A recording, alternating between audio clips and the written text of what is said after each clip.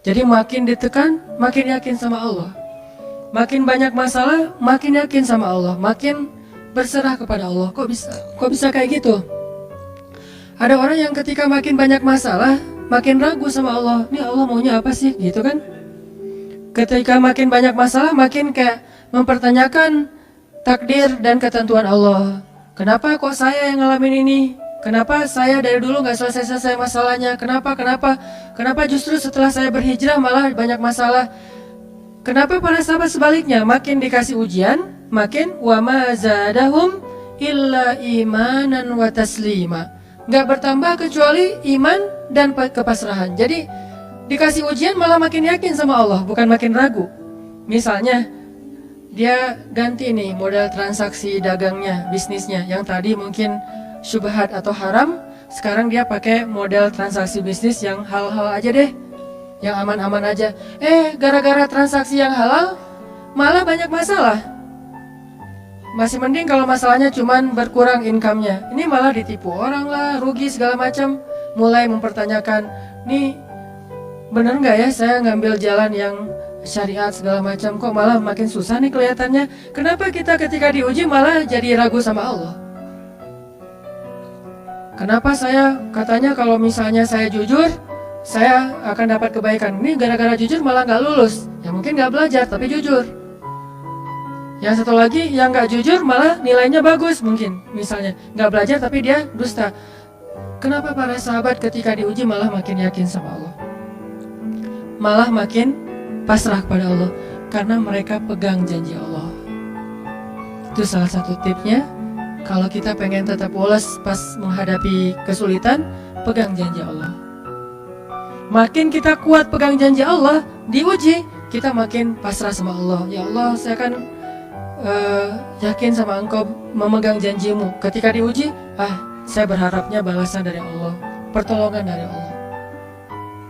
Kayak yang pernah saya sampaikan dulu, kalau kita dapat musibah, yakinlah kepada janji Allah. Siapa yang membaca doa yang diajarkan Nabi, nanti Allah akan ngasih ganti yang lebih baik gitu kan ya.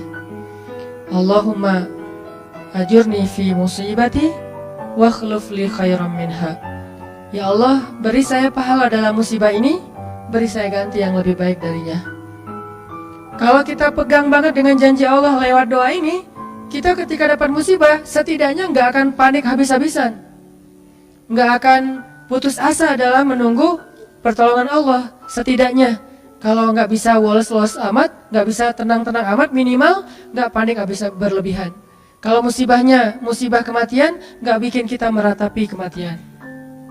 Kenapa? Kita pegang janji Allah SWT. Makanya kan ada cerita seorang ayah yang diberi musibah dengan wafat dua orang anaknya. Anak laki-laki pertama meninggal. Dia bilang innalillahi wa inna ilaihi rajiun. Anak laki-laki kedua meninggal. Dia bilang innalillahi wa inna ilaihi rajiun. Semua ini milik Allah. Allah yang memberi, Allah juga yang mengambil kembali. Suka-suka Allah, pasrah gitu. Nerima, ridho dalam bahasa agama. Bukan ikhlas ya. Kalau ikhlas itu dalam bab ibadah. Kalau dalam bab takdir namanya ridho. Raditu billahi robba. Saya ridho deh dengan ketentuan Allah, itu namanya ridho. Bukan yang ikhlas ya. Ikhlas apaan? Orang nggak lagi ibadah kan? Lagi ada musibah. Jadi bukan yang ikhlas ya, bukan. Tapi yang ridho ya. Kalau mau lebih tepat nih, tapi nggak apa-apa deh, pakai bahasa kita aja. Tapi kalau mau lebih tepat maknanya, yang ridho ya, sing ridho ya gitu, bukan sing ikhlas. Karena ikhlas itu ibadah ritual. Nah, dia ridho tuh. Innalillahi wa inna ilaihi rajiun. Innalillahi wa inna ilaihi rajiun. Yang ketiga meninggal juga. Dan dia mulai agak ragu nih, kok gini-gini amat ya. Suatu malam dia bermimpi, dua anaknya itu dalam mimpi itu ayah ini mau jatuh ke sebuah jurang yang di bawahnya api, kayak api neraka gitu. Ditarik sama dua anaknya, cuman gak kuat. Kata mereka, seandainya adik ada di sini pasti bisa narik nih, bisa nyelamatin ayah. Kalau adik ada di situ, kenapa cuma dua yang nolong? Karena dua itu yang dia ridho, yang satu lagi nggak ridho. Akhirnya cuma dua orang yang bisa nolong dia di akhirat. Bangun dari mimpi dia sadar, oh ternyata justru Allah pengen nolong dia di akhirat dengan musibah itu. Dan buat anaknya juga kebaikan nanti di akhirat masuk surga. Akhirnya dia bilang innalillah wa inna ilaihi raji'un, astaghfirullahalazim. Hidup kadang kayak gitu.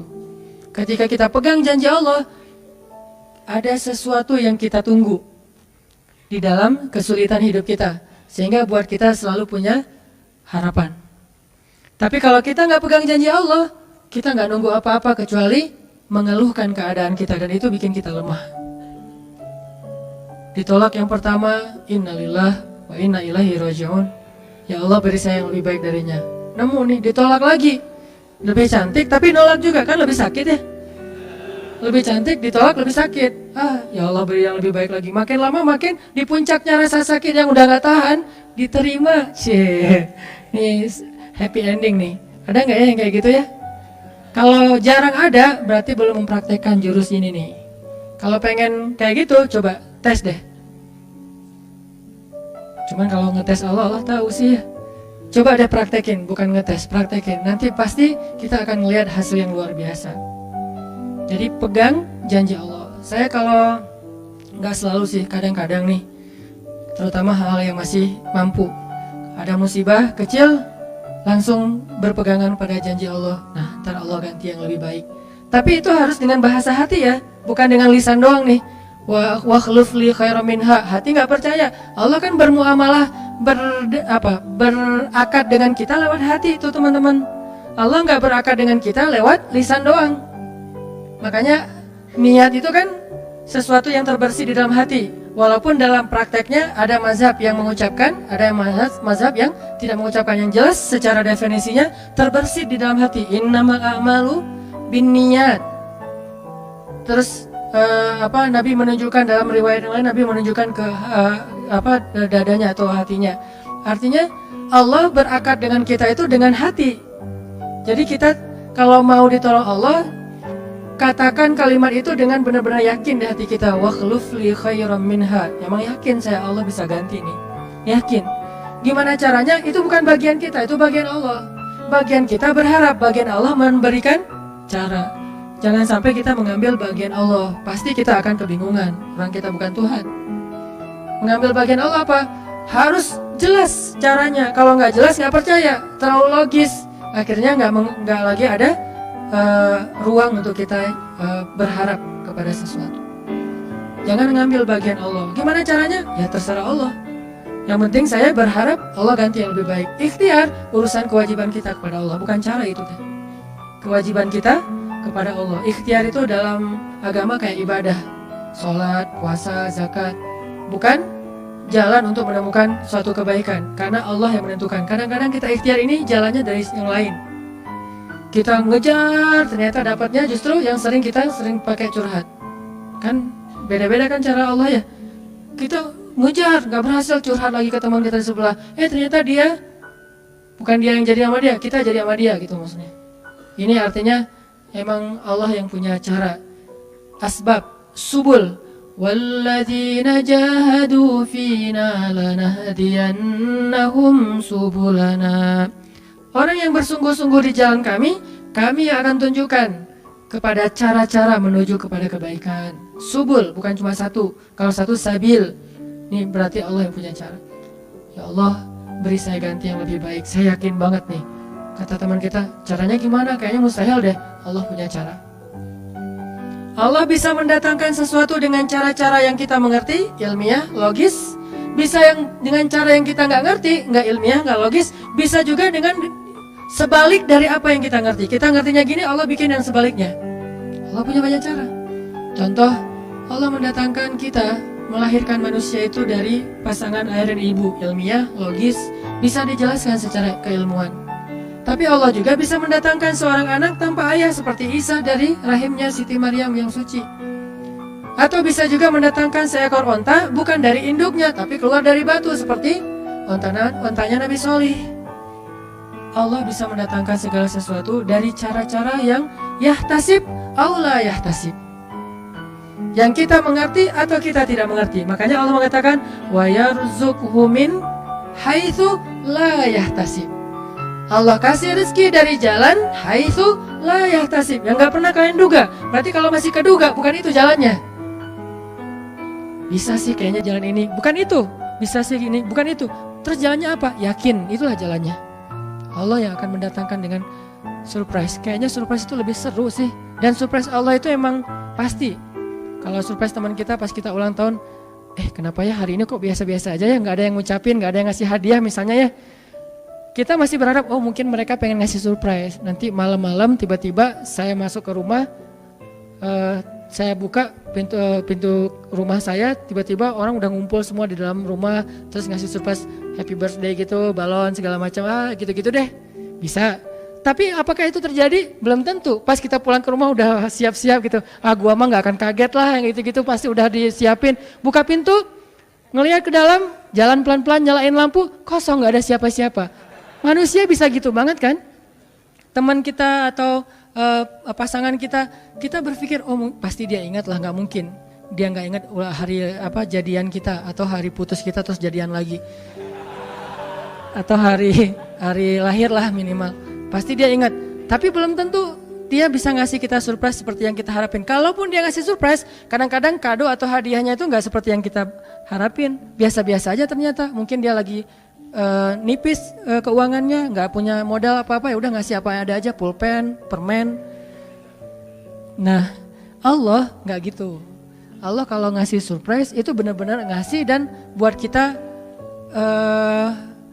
benar-benar ngerasa beruntung. Kalau kita percaya, makanya berakatlah dengan Allah lewat hati. Hadza ma wa'adanallahu wa rasuluh wa sadaqallahu wa rasuluh. Benarlah Allah dan Rasul. Hasbiyallah atau apapun ucapan-ucapan belief, termasuk wa khluf li khairam minha, beri saya ganti yang lebih baik darinya. Tapi kita berakad itu dengan hati. Allah tunjukin tuh. Ini yang bisa bikin kita sedikit lebih tenang atau banyak bisa dapat ketenangan kalau kita dalam kondisi yang sulit. Kalau diuji dalam hal-hal yang kayaknya mentok gitu. Mau kemana lagi nih? Mau gimana lagi nih? Mau apa lagi nih? Kan gitu kan? Udah gak tahu lagi mau gimana, mau kemana, mau apa, mau siapa lagi nih? Kayaknya semua yang di list reunian udah ditembak satu-satu, gagal semua gitu kan. Mau siapa lagi nih? Teman kuliah udah, teman SMA udah, sampai teman SD juga udah. Masa nyari teman TK gitu kan ya? Nyari semua nolak, ke siapa lagi? Allah yang punya siapanya. Kadang-kadang siapanya Allah itu kita nggak pernah ngeduga. Yang kita nggak pernah mau ke situ karena berpikir nggak mungkin deh kalau itu mah. Justru kita nggak ngedatangin dia karena kita nggak percaya mungkin. Tapi buat Allah apa sih yang nggak mungkin? Julaibib dengan kondisi rakyat jelata banget ketemu seorang cewek yang selebgram banget, bisa aja tuh. Apalagi kita yang insya Allah nggak Julaibib amat lah ya, masih kerenan dikit lah. Walaupun mungkin solehnya pasti jauh dengan Julaibib, tapi secara fisik ya kita bukan budak, kita bukan orang yang seperti digambarkan di dalam hadis gimana fisiknya Julaibib sangat pas-pasan. Walaupun tingkat kesolehannya jauh, pasti sahabat itu tidak tergantikan, tidak tertandingi. Oke, itu satu kasus di Al-Quran gimana Wallace dengan modal pegang janji Allah. Berakad kepada Allah dengan hati. Ini kata kuncinya, berakad kepada Allah dengan hati. Dan Allah pasti la yukhliful mi'ad, gak akan ingkar janji, gak akan kalau dengan hati. Masalahnya tingkat hati juga darajat. Lahum darajatun 'inda rabbihim. Orang yang beriman itu bertingkat-tingkat. Ada yang imannya itu benar-benar luar biasa, sampai hal yang paling mustahil buat dia tuh nggak ada yang mustahil buat Allah. Ada yang berimannya yang berat-berat mah dia masih agak-agak ragu, yang ringan-ringan dia masih yakin. Berarti aku tergantung prasangka hambaku kepadaku.